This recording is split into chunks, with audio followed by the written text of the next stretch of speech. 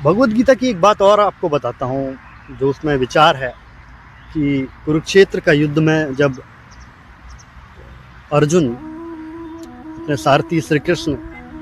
से बोलते हैं कि मुझे इन दोनों सेनाओं के मध्य ले चलो, मैं देखना चाहता हूँ कि मेरा युद्ध किससे हो रहा है, कौन कौन लोग खड़े हैं जो मेरे साथ युद्ध करेंगे, मुझे इन दोनों सेनाओं के बीच ले चलो, ऐसा अर्जुन बोलते हैं श्री कृष्ण को। तो श्री कृष्ण उनका रथ जो है दोनों सेनाओं के मध्य ले जाते हैं। तो अर्जुन देखते हैं, इधर भी देखते हैं उधर भी देखते हैं, दोनों सेनाओं को देखते हैं, तो बड़े भावुक हो जाते हैं, बड़े शोक में आ जाते हैं, बड़े दुखी हो जाते हैं और श्री कृष्ण से बोलते हैं, हे केशव, हे माधव, हे ऋषिकेश, इंद्रियों के स्वामी ऋषिकेश, ये क्या स्थिति मेरे सामने आ गई है। मैं युद्ध करने की स्थिति में नहीं हूँ, मैं बहुत दुखी हूँ, मैं बहुत शोक में हूँ कि मेरे द्वारा इस धर्म युद्ध में, उनको पता था कि विजय उनकी ही होगी क्योंकि वो धर्म युद्ध था, वो हमेशा धर्म के साथ चले, तो उन्हें पता था कि विजय उनकी ही होनी है इस युद्ध में। तो वो श्री कृष्ण बोलते हैं, हे माधव, हे केशव, मैं युद्ध करने की स्थिति में अब नहीं हूँ, मेरे हाथ से मेरे धनुष और बाण दोनों छूट रहे हैं, मैं शोक में हूँ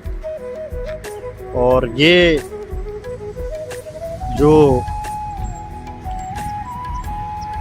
जो मेरे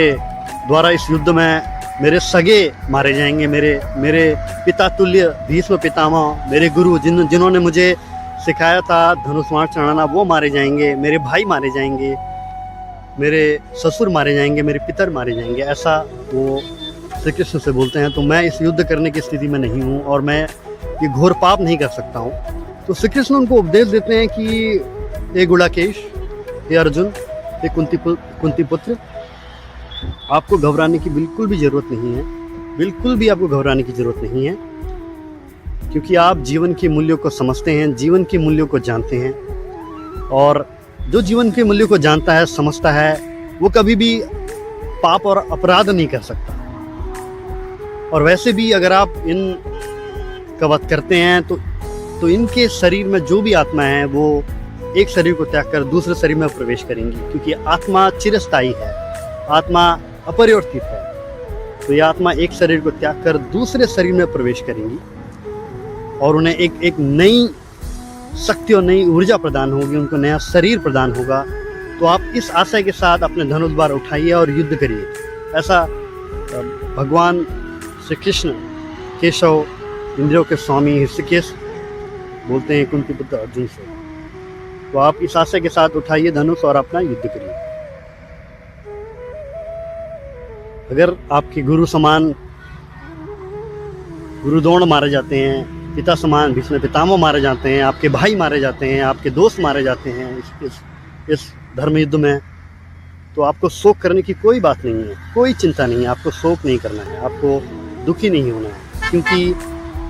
उन्होंने अपने जीवन में जो कुछ भी कर्म किए हों, जो कुछ भी उन्होंने कार्य किए हों, जो कुछ भी कर्म किए हों, जैसे भी कर्म किए हों और साधुवादी जीवन जिया हो, उसके अनुसार उन्हें नया शरीर मिलेगा, नई ऊर्जा मिलेगी, उनको एक मुक्ति मिलेगी। तो इसी विचार को आपके सम्मुख मैं प्रस्तुत करना चाहता था, इस भाव को जो कि भगवद गीता में लिखा गया है।